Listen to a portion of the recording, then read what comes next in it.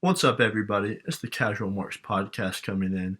This has been your casual, and we're counting down the 10 best finishers of all time.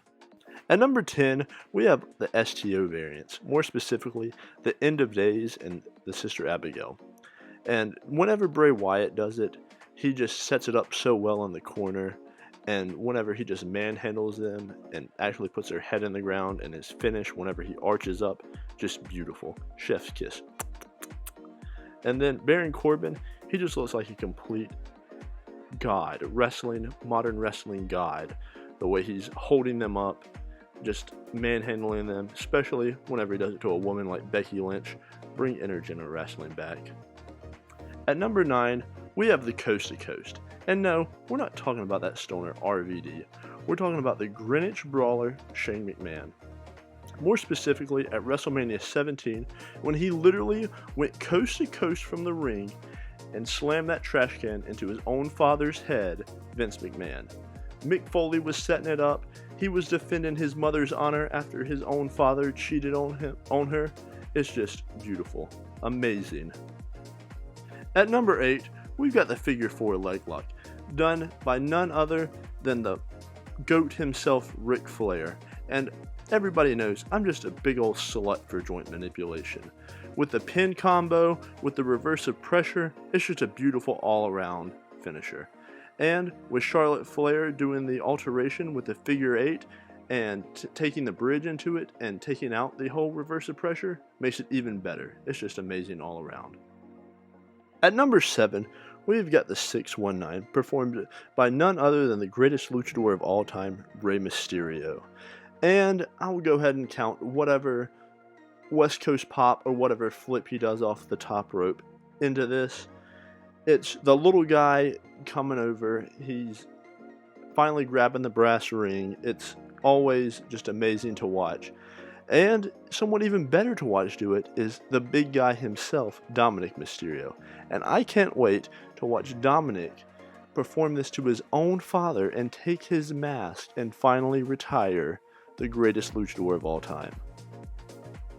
At number 6, we've got the Spear. And the reason it's so far down on the list is just because of all the people that do it so poorly. But the reason it's so high is because of how good it is whenever it's done properly. And I'm talking about people like Bobby Lashley, like Goldberg, and even Roman Reigns. And my personal favorite is Bobby Lashley.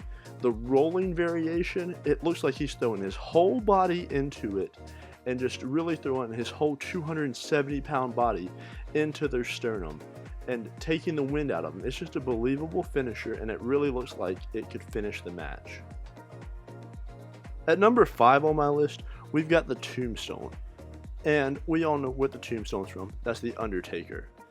And that's the only man that I think should ever do a actual pile driver. It's the only way it looks real, but also you know it's safe. Every other pile driver variation looks like they're actually lawn darting themselves into the mat. And I don't want to see that. I want to see believable wrestling that can finish the match. And that's why the Tombstone is the perfect finisher. But only one man is able to do that, and that's The Undertaker. At number 4, we've got none other than the RKO, performed by none other than Randy fucking Orton.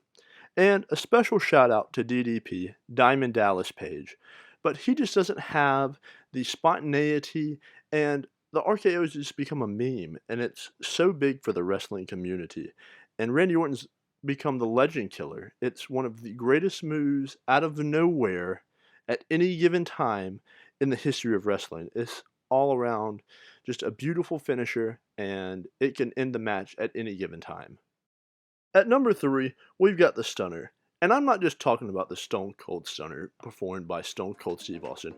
We're talking about the Kevin Owens Stunner, the Mr. McMahon Stunner, the Stunner that kept WWE, or back then WWF, alive in the 90s. It really depends on who is taking the spot. I want to see a Rock taking the spot, flipping and flailing all around the ring. I need to really be sold on the move, and that's why it's number 3 on my list. but it is really just everybody can take the spot and they're getting their ass beat, but you better sell it if you're taking it. At number 2 coming in on the list is the Powerbomb. The Powerbomb is one of the most versatile moves in all of wrestling if you have the right person performing it. And by that I mean we're thinking about Kevin Owens, we're thinking about Batista, and we're thinking about The Undertaker. Kevin Owens, that pop-up powerbomb is just so visually pleasing to the eye. Seeing the man fly up in the air and come down with such haste is beautiful. And then Batista, you really think he is the animal by the way he's picking somebody up and just slamming them to the ground. And then the pin, you'd think the match is over. It's 1, 2, 3. And then Undertaker, I wish he would have done this longer. The Last Ride is one of my favorite power bombs of all time. He lifts him even higher than his shoulders and slams him down to the ground. Oh, I just wish he would have continued that finisher. And at number 1 on the list, we have the most versatile move for any big man, and that's the Chokeslam. And it's not even limited to big men. I'm talking about little men doing it too. More specifically, the Hurricane. Hurricane could do this move to anybody. He was picking them up by the trunks and slamming them down. It might not look the best whenever he was doing it on big men, but it was still a cool move. And then you put this move on people like The Undertaker, Kane, The Big Show, even Omos's two-handed chokeslam. It really finishes a match. You can't help but whenever you see a man 7 foot in the air, slam down on his back, to just know that's the end of the match. And that's why that's the number 1 move, number 1 finisher on my list. And that is my list for the top 10 finishers in WWE history. Make sure to like, subscribe, and comment your list below. And you marks, come on, I want to hear what I missed, what I was wrong about. Let me know. Thank you for watching.